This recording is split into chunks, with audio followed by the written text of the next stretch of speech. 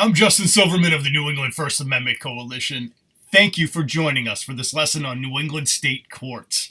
This lesson is the third in our series of classes discussing how the courts work and what types of access you're entitled to under the First Amendment, state law, and various court rules.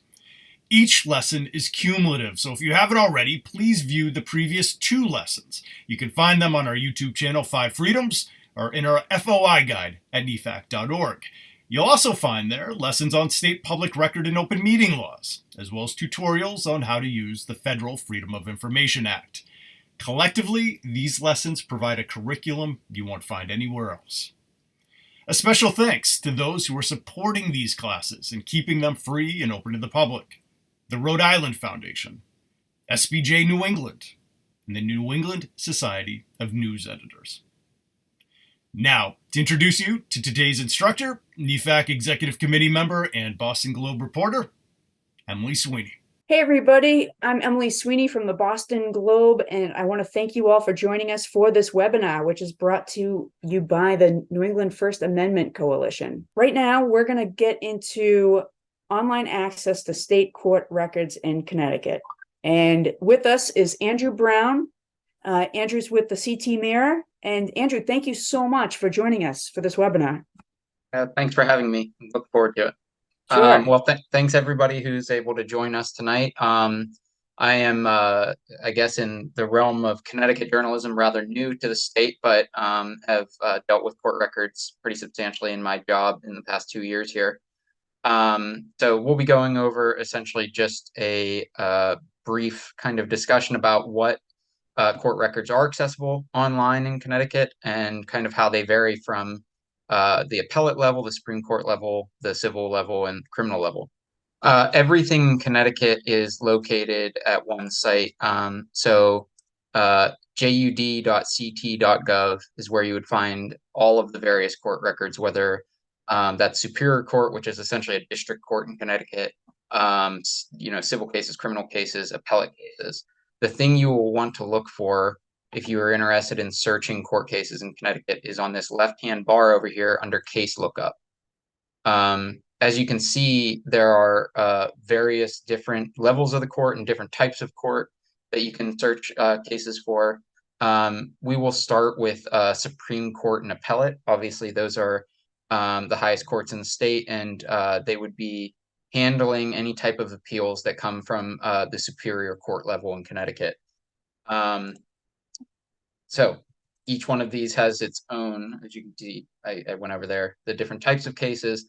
The appellate cases, I'll give you a recent example that was litigated the other year, but you over here on the left-hand side, there are different ways to search appellate and Supreme Court cases in Connecticut. You can either do the party name, the docket number if you already have that available on hand, or you can do it actually by attorney. That is one of the nicest features in Connecticut's court system, is that you can look up juris numbers for any attorney in the state and actually search their juris number to see all of the various cases that they've represented someone in. But in this case, we'd go by case name, or party name, I'm sorry. And this case was litigated by a Republican challenger for the city of West Haven to be mayor. It's not showing up there. Doing a search.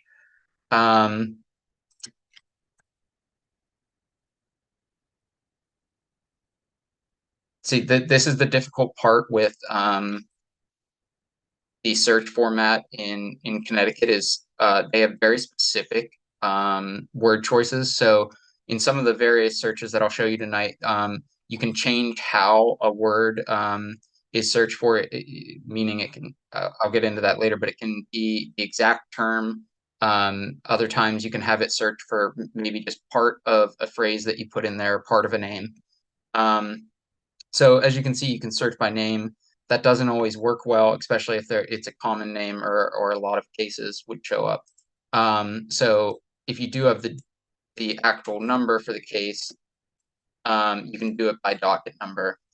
And here it allows you to select either appellate or Supreme Court level. would be a Supreme Court case that occurred just the other year. And so once you have that, again, searching by party name would be the easiest way to find the case number. And then typing in the case number, you can go down. This is all of the information for that appeal or that Supreme Court case. When the appeal was filed, what justices or what judges are sitting on the case, when the opinion was rendered, the original case file from the Superior Court, and then the attorneys involved. The nice thing about the Superior and Supreme Court cases in Connecticut is the briefs are actually available. Most of the docket is available. That will not be the case in every example that I show you tonight. So you can click on the briefs there, get a sense for what the attorneys are filing, which is extremely helpful. That's the general gist of this. See if there's anything else I missed. I'm not sure if this link actually works here. So the link that I just clicked on there, which was this docket number, would actually take you back to the original docket in Superior Court. So that's a useful tool in the Superior Court level to actually know where a case originated, what the arguments were there, and kind of where that case came from. The second type of, and again, these are all separate. So that's the kind of the nuance here is each different level of a court or each different type of case has its own search function, and each of them differ in Connecticut in how the searches work. So the second one is for civil cases, family court cases, and some related housing cases. That's located, again, if you go to the home page, it's located under the case lookup as well. Read it, civil and family and housing. The easiest way to search this search is by name. I have found this search function to be rather hard to use unless you use this last line here, which is essentially dictating how the words that you put into a party name are actually searched. Starts with and sounds like don't work that well. I always use contains if I'm searching a name, especially if it's a corporate litigant or a corporation or something. It's just easier to find the name that way. So I'll give an example of a recent case.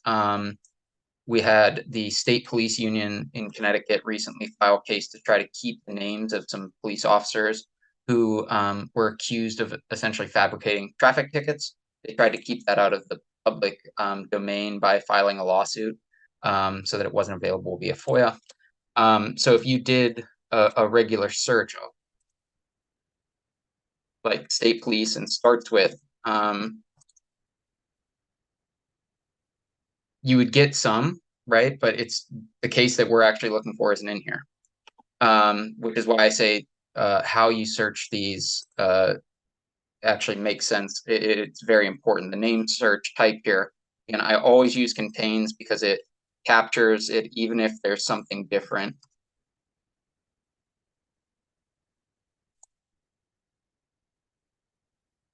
Let's see if it works here.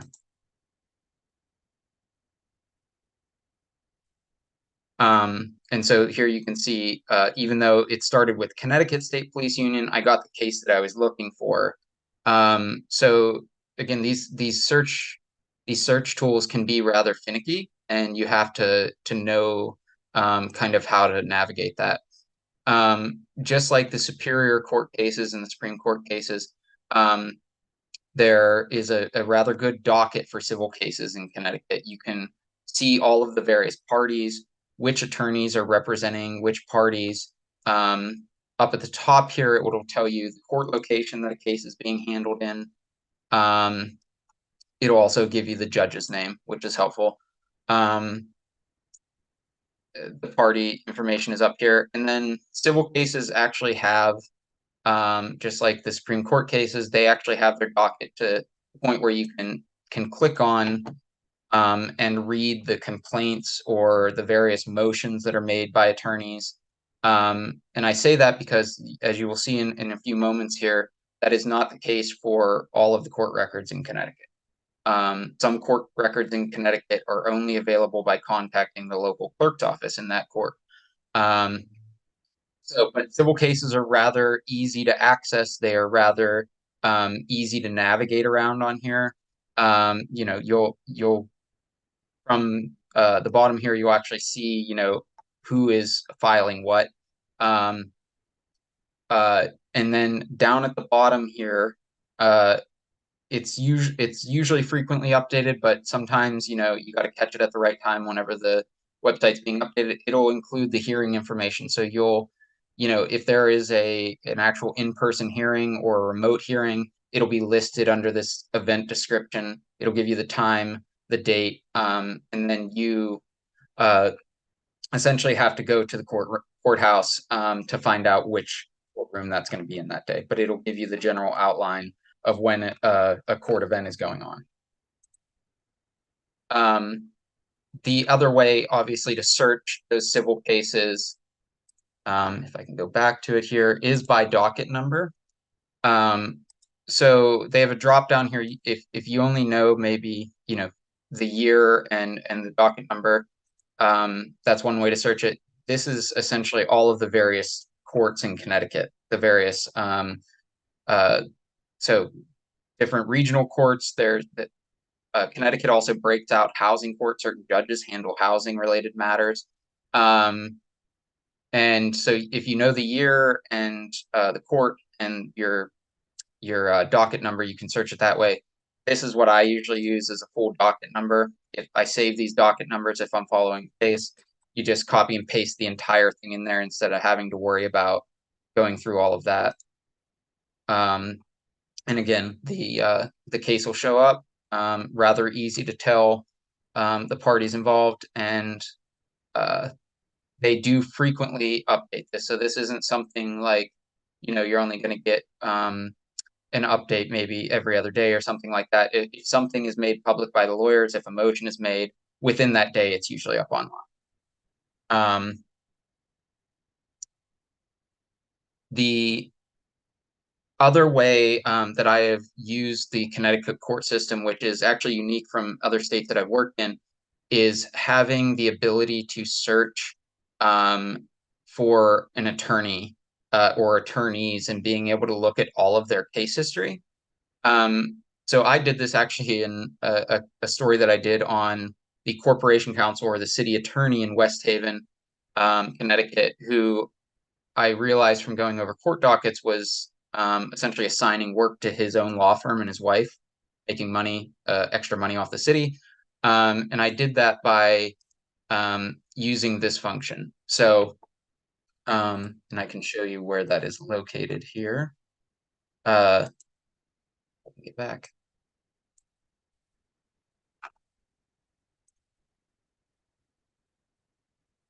That is located just like here. Make sure I got it. Go to case lookup. Missing it now.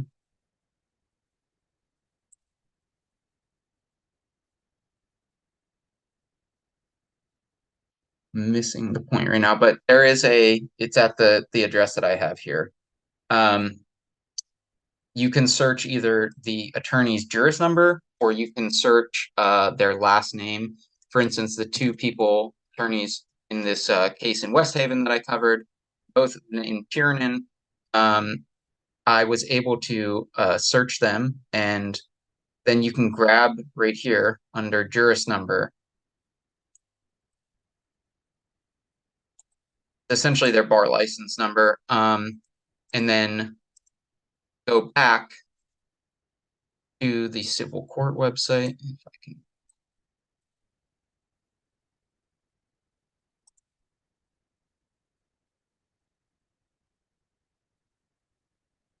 And you can search it under this juris number here.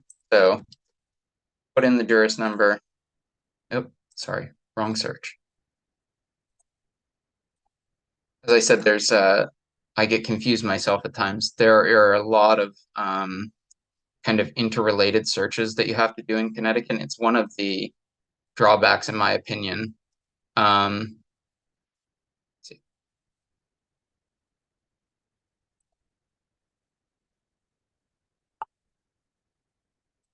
Clicked on the wrong juris number.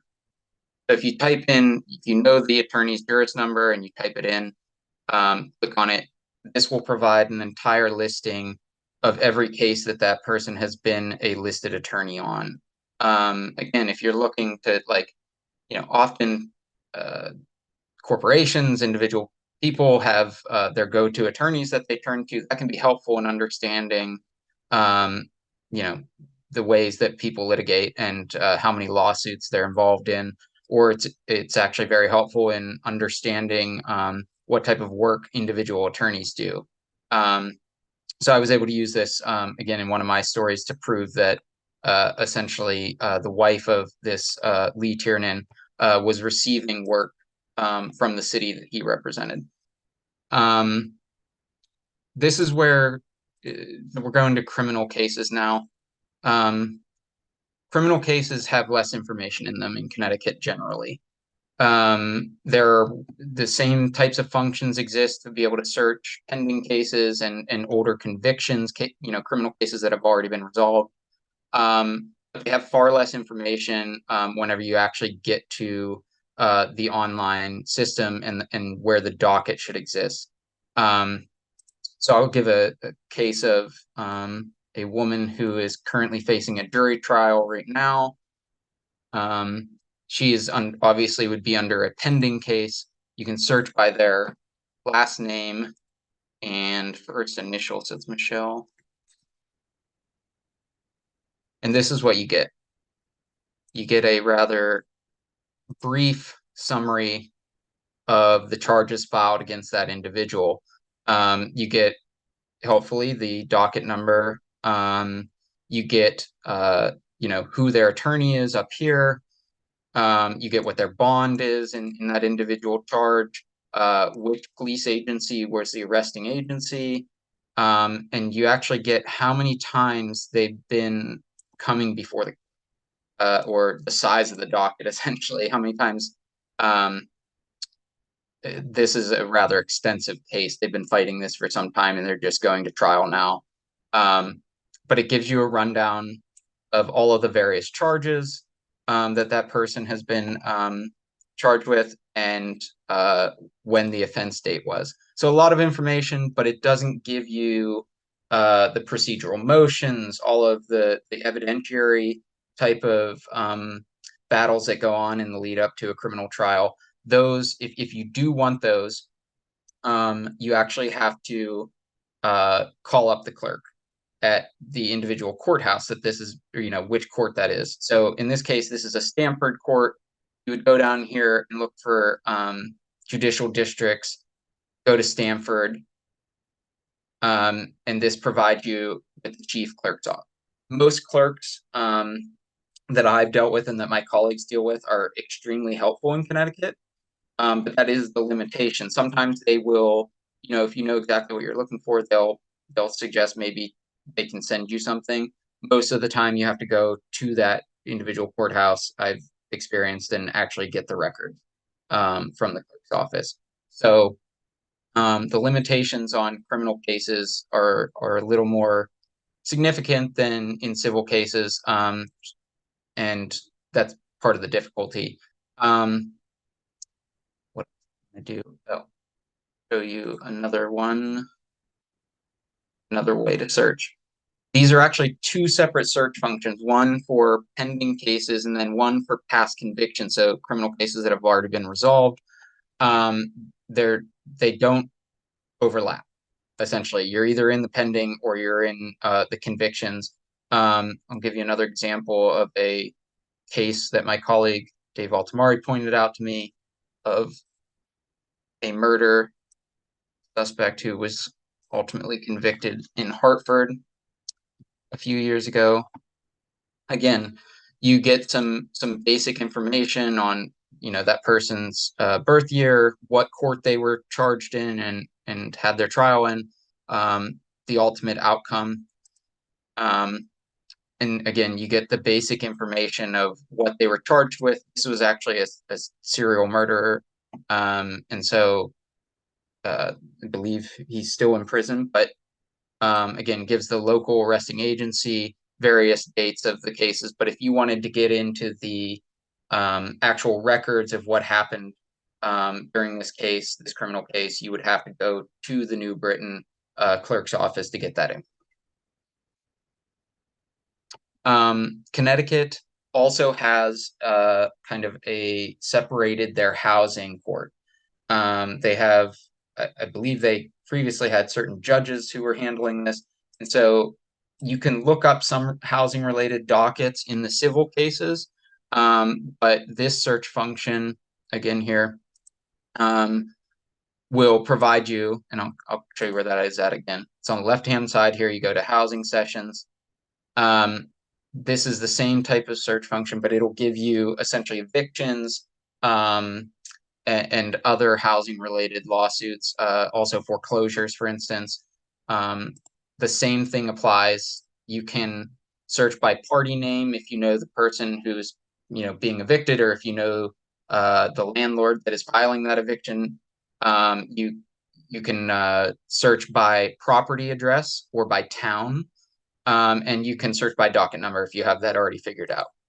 The property search here I have found is the most useful in some ways. You can search, again, you can have foreclosure cases or general housing cases. So we'll just do a housing cases, and you can actually, you don't even need the street address. For instance, you could just do Hartford. And that's going to give you all of these various cases that are currently pending in housing court or have already been taken care of. Just like civil court, these have some of the records available in them. It'll tell you who's filing it. Summary process is essentially evictions in Connecticut. That's where they're placed as, and they have various information in here about, for instance, notice quit. It would be who owes that debt and who is moving for essentially that eviction case.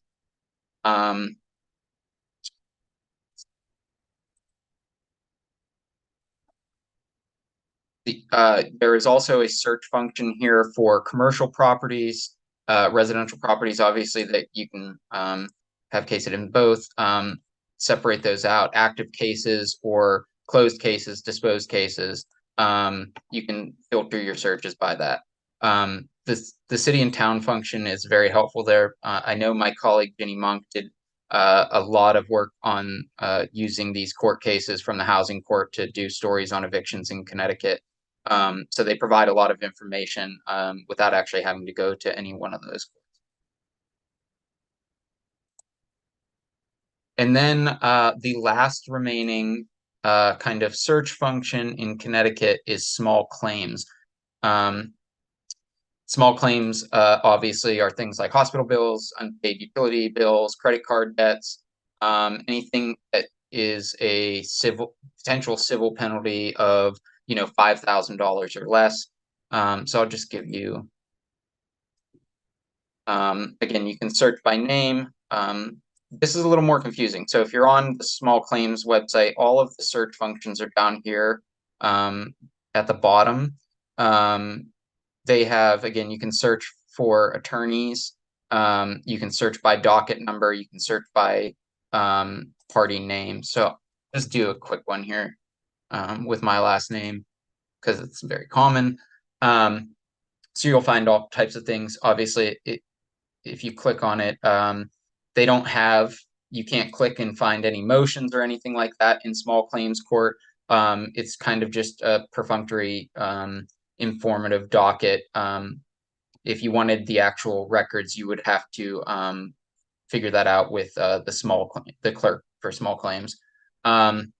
Again, broken down by what regional court is handling it, gives you the docket number, and generally, what happened with the case down here as far as activity. So you can monitor the progression of a small claims but it's not going to provide you with all of the various paperwork that's filed, just like the criminal matters. Those are the and I wanted to thank my colleagues who helped me with some of these. Dave dealt with criminal matters far more than I did, and Ginny has become rather an expert on the housing courts in Connecticut, so they provided some input to this.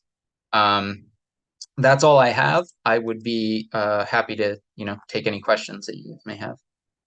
Yeah. So Andrew, thank you so much. That was super helpful. That was a great walkthrough of, the various ways to get documents online. So we had two questions during your presentation. One, somebody asked, how far back do online records go? Do you happen to know that? It really does depend on which type of record you're doing. I know that the criminal cases, for instance, they say like after 10 years, they may not be on there. Mhm. It is a limitation of the website, a severe one in my opinion. The civil cases are, I found cases going back to the 90s on there. So Okay. I'm not sure exactly how far all of those goes, but I think it depends. Some of it depends on court by court. So whether it's the Danbury court or the Bridgeport court or over in New London, I think they all came on at different times, and generally, I think you're going to find most records should be there for at least a decade, but I don't hold me to that. There was one other question. What is the process for obtaining copies of documents from the court clerks? Do they allow imaging documents with your cell phone? The general rule in Connecticut, so you can copy with your well, at least the FOIA is. I'm not actually sure if you can do that in a clerk's office. You may need to print out. There is a law on the books as far as Connecticut's Freedom of Information Act goes that you can use your cell phone to essentially scan documents in, City Hall or a police department. I'm not sure whether the court system has accepted that or not, to be honest. I know they generally will make copies for you there, so it's not a huge problem to get the records from them or to have them copied on site. We have one more question. Is there a way to subscribe to notifications whenever a case is filed or updated? There certainly is if you give me one moment, I want to make sure that what I'm talking about here. Yeah. There certainly is. And actually, our questioner was asking, filed by or against a certain party. A search for, so a notification if a new case is filed is what's being asked. Yeah. I don't know of that ability. Okay. And I would say one of the major limitations, in my opinion, of the court system is you can't even search by, in civil court, for instance, can't even search by date. So a date range, like federal PACER, if you're familiar with that, allows you can search for any, new filings or new cases that have been filed in a certain date range. Connecticut's court system does not allow you to do that. It's party name, it's docket number, and so you're kind of constrained as to what you're able to kind of routinely check on, and that is a problem. Gotcha. Andrew, thank you so much. I really appreciate it. Yeah, thank you for having me. All right, take care, everybody.